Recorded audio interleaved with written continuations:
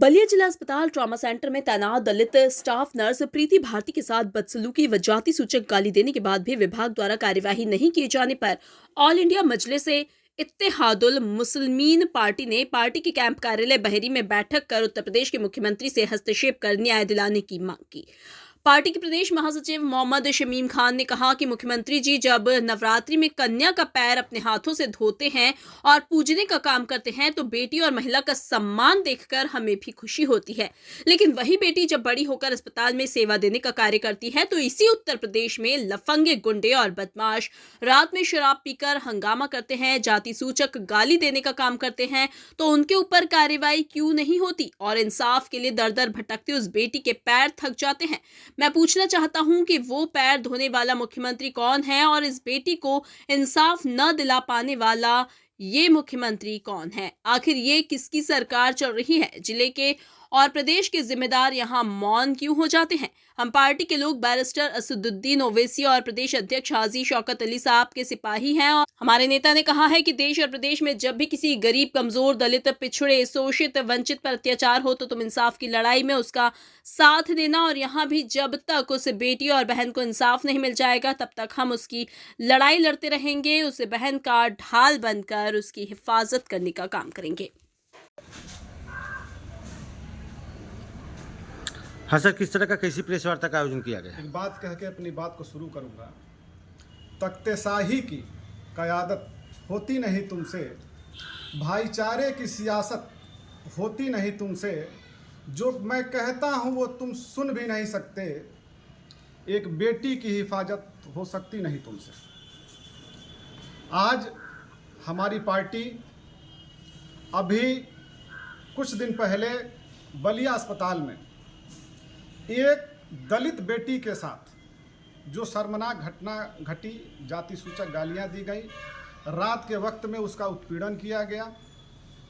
वो लड़की 5 दिन से अपनी आवाज़ को बुलंद करने का काम कर रही है, न्याय की गुहार लगाने का काम कर रही है, लेकिन उसकी पीड़ा सुनने वाला कोई नहीं है, उसे इंसाफ देने वाला कोई नहीं। मैं मुख्यमंत्री जी से एक सवाल पूछना चाहता हूँ। नवरात्रि के दिन जब आप छोटी कन्याओं का पैर धोने का काम करते हैं, कन्याओं को पूजने का काम करते हैं, तो हमें भी बड़ी प्रसन्नता होती है, खुशी होती है कि हमारे प्रदेश का मुख्यमंत्री इस तरीके से सम्मान बेटियों को देने का काम करते हैं। लेकिन वही बेटी जब बड़ी होकर देश और प्रदेश की सेवा करने का काम करती है तो उसके साथ अत्याचारी और गुंडे और माफिया जाकर उसका शोषण करने का काम करते हैं, उससे जाति सूचक गाली देने का काम करते हैं, अपमान करने का काम करते हैं। तो मुख्यमंत्री जी से मैं ये पूछना चाहता हूँ, वो पूजन करने वाला मुख्यमंत्री कौन है? और ये जो अपमान देखने के बाद भी अगर इस उत्तर प्रदेश में, आप ही के प्रदेश में अगर कार्रवाई नहीं होती है तो वहाँ पर किसका राज चल रहा है? ये जवाब हमें मुख्यमंत्री जी से चाहिए। जिस स्टाफ नर्स के बारे में आप कह रहे हैं, सीएमओ बीपी द्विवेदी का कहना है कि जिनके द्वारा बदतमीजी की गई है वो ये उनका फर्स्ट टाइम नहीं, इसके पहले भी किए हैं, और उन्होंने खुद कहा 2 दिन पहले कि हम कार्रवाई करेंगे, लेकिन अभी तक ना सस्पेंड हुआ और ना ही एफआईआर हुआ। बिल्कुल ये सीधे सीधे राजनीति से प्रेरित है।